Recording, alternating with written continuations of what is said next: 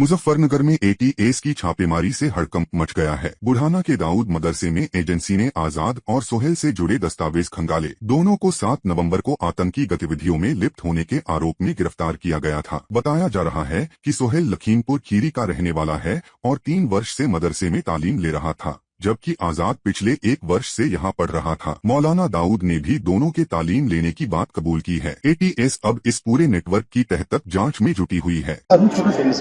देखने वाले जो देख रेख करने वाले हैं वो हमारे मुफ्ती साहब हैं। उनका क्या नाम है? उनका आरिफ बिल्ला। तो कल टीम आई ना यहाँ, क्योंकि खबर चल हाँ वही है ना, एटीएस की टीम आई ना यहाँ। भाई हुआ तो मतलब मैं तो इस बारे में क्या कह सकता हूँ, हो सकता है बेचारे एटीएस वाले हों। हाँ, छानबीन करी कुछ। हाँ, वो उनमें कागजात वगैरह देखे, जो बच्चे थे वो उनके कागजात वगैरह देखे। तो उनकी क्या नाम, जन्म पत्री वगैरह, जन्म पत्री कह रहा हूँ मैं, जन्म तारीख। कौन कौन है जो छात्र थे? छात्रों का नाम पता है? हाँ, छात्रों के नाम तो एक तो आज़ाद है और एक जो है सुहेल है लखीमपुरी का। अच्छा।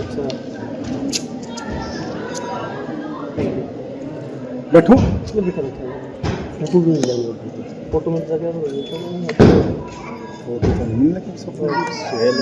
हाँ जी, आपके रिकॉर्ड में तो फोटो। हाँ, रिकॉर्ड में होंगे। हाँ तो लेकिन अभी नहीं मिल सकते ना, और वो यहाँ है नहीं, जो जिनके पास वो निज़ाम है वो यहाँ है नहीं।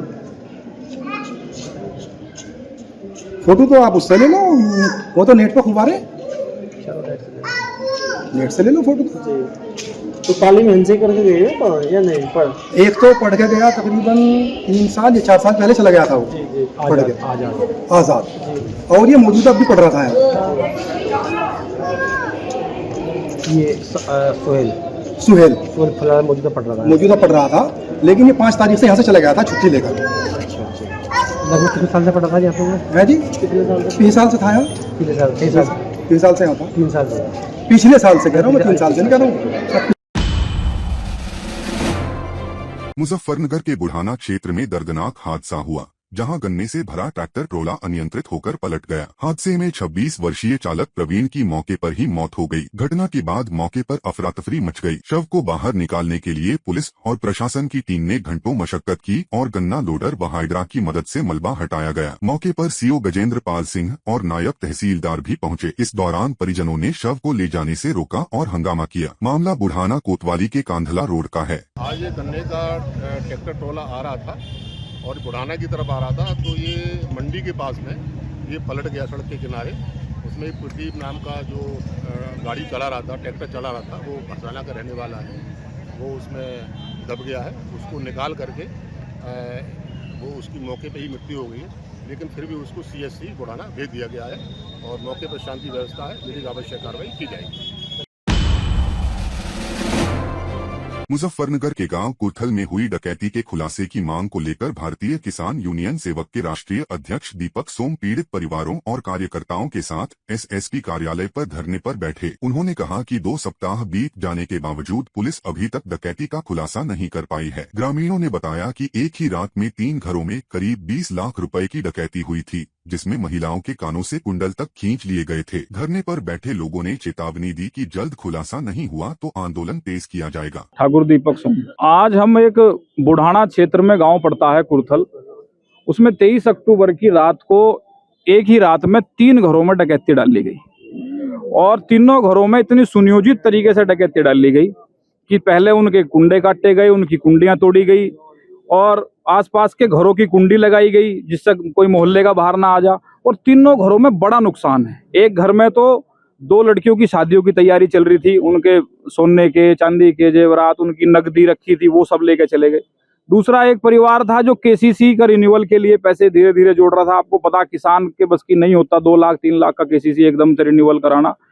तीसरा एक हमारा साथी है वहीं का ही, वो उसका एक छोटा सा कारोबार है सरधना में, तो उसने उसके लोन वोन के लिए या उसके किराए के लिए वहां कुछ वो उसने भी किराया इकट्ठा कर रखा था।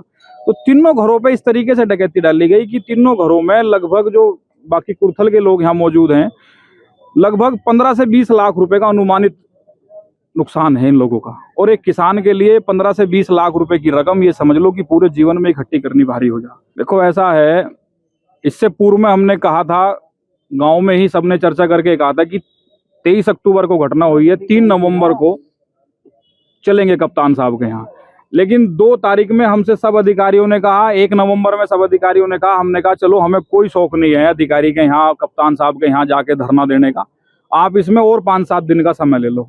आज उस बात को भी आज 11वां दिन है, तो ऐसे कब तक इंतजार करें भाई, जिसका सब कुछ लुट गया, जिन्हें अब यही नहीं दिख रहा कि आगे की गुजर बसर कैसे होगी, घर में बच्चे जवान हैं, इनकी शादियां कैसे होंगी।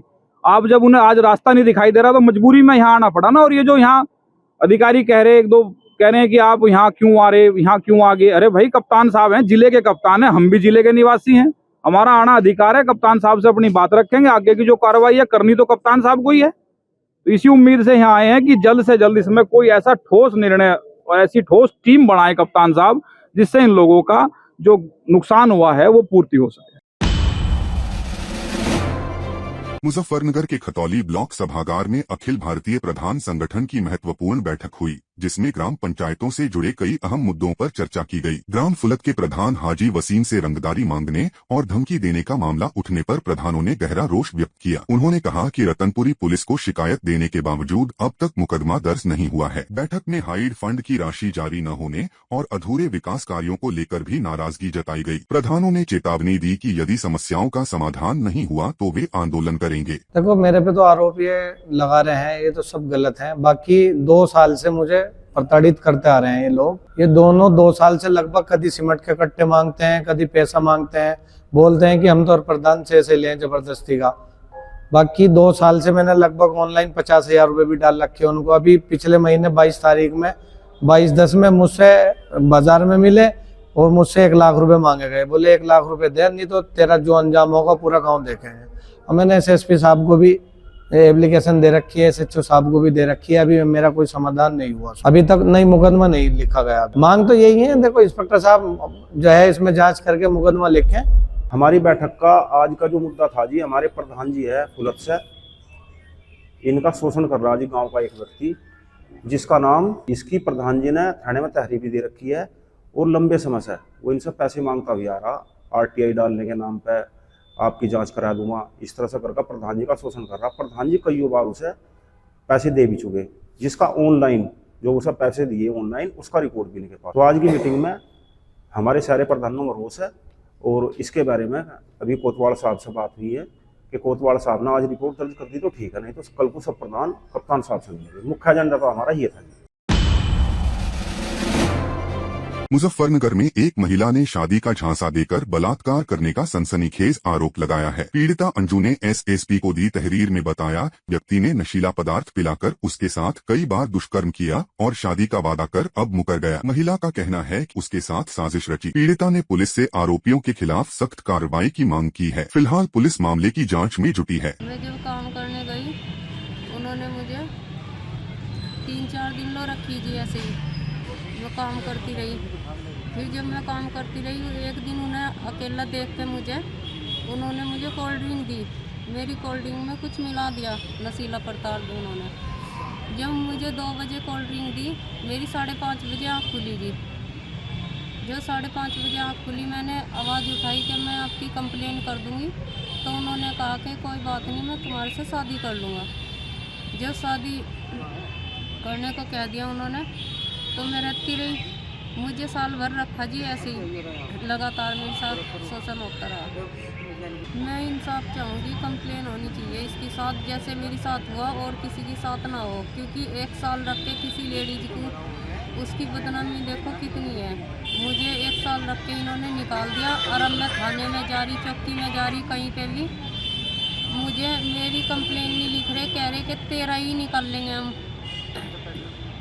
पहले का क्या है क्या नहीं है सर, इसमें मेरी क्या गलती है?